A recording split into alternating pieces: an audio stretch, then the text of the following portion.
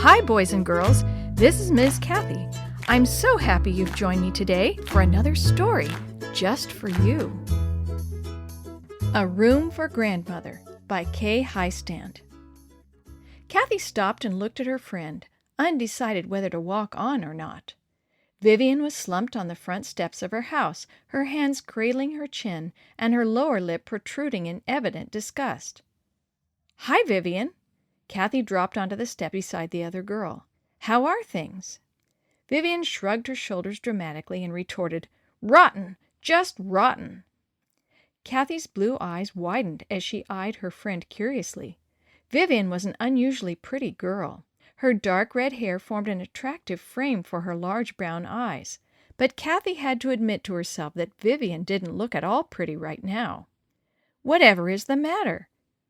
Kathy liked Vivian and wanted to help. "My grandmother's coming." Kathy's face lit up. "For a visit? How wonderful!" Then she grew serious. "But I don't understand. Aren't you glad?" "Not for a visit. She's going to live with us for always." Vivian stopped speaking and glared at the ground. Kathy was silent for a long moment, afraid that when she spoke she would say the wrong thing. Then she ventured, "My grandmother lives with us." Vivian nodded. She twisted around on the step and faced Kathy, looking her straight in the eye. "I know you must think I'm awful, but you see, I'm going to have to give up my room to Grandma, and that means I'll be sleeping on a couch in the den." Resentment flamed in every word the girl spoke. "We just don't have enough room at our house." "Where's your grandmother been living?" Kathy asked slowly. "She's always lived in her own house." Vivian's face changed as she remembered. "She had the sweetest little house and garden. Why, my grandma doesn't only have a green thumb, she must have 10 green fingers. She can grow anything." She smiled, and memories welled up from her heart. The brown eyes softened as she looked into the past. "A little white house," Vivian continued softly, "with flowers, lots of them, sweet-smelling, and all around the front of the house.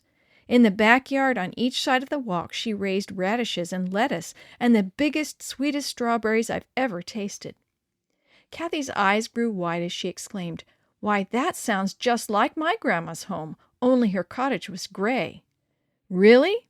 Vivian smiled at Kathy. "I used to love to visit Grandma. Her cookie jar was never empty, and she'd let me go out in the garden and pick all the strawberries I wanted. And she was never too busy to listen to my troubles and help me solve them. My grandma raised those little cherry tomatoes, and I loved them. And she had currant bushes along the fence," Kathy mused. "Her currant jelly, yum!" Vivian nodded. "I know what you mean. Even after Grandpa died, we all loved to visit Grandma. But she had sort of a stroke several months ago, and she shouldn't stay by herself anymore," Kathy said wisely out of a similar experience. Vivian nodded. Both girls were silent for a moment as they remembered days when they were younger and more carefree. "Think what it must mean to our grandmothers to have to leave their homes and lovely gardens," Kathy said. Vivian's cheeks grew pink. I hadn't thought at all of her side of it." Brown eyes stared long into blue ones. "Oh, Kathy, how awful for her. How hard it must be for her, and she's always been so cheerful and loving." Vivian choked up and stopped talking. Kathy nodded. "When I think back on my grandmother's house, it seems to me as though it was always full of love." Vivian suddenly sat up straight. "What a selfish beast I've been! Do you know, until we began talking, all I could think of was myself and how hard things were going to be for me, giving up my room and all. But I never once thought of Grandma's feelings." A look of horror crossed the young girl's face. "Oh, my! What if she'd come here and found out how I felt about it? Why, she'd have thought I didn't want her to come and live with us. And it wasn't really that. I'm not quite that bad. I just wasn't thinking this whole thing through, I guess." Kathy spoke slowly, sorting out her thoughts. "Well, I've never really thought about all this either. I've always loved having my grandmother live with us, but I can think of lots of ways I could have been much nicer to her and probably made her happier. Let her know, maybe, how much I really love her." "I know what you mean, Kathy, and I've made up my mind about one thing. In return for all those happy years when Grandma gave me so much love in her home, well, I'm going to try in every way I can to return some of the loving welcome she always gave me." As Kathy looked at her friend, she suddenly realized that the serene and supremely happy expression on Vivian's face made her prettier than she had ever been before.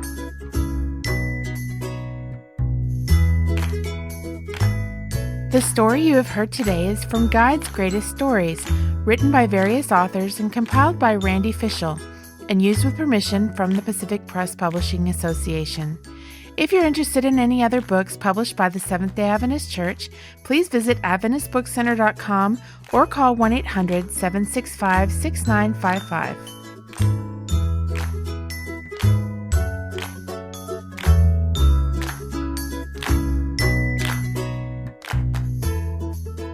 This podcast is a production of the Carolina Conference of the Seventh-day Adventist Church.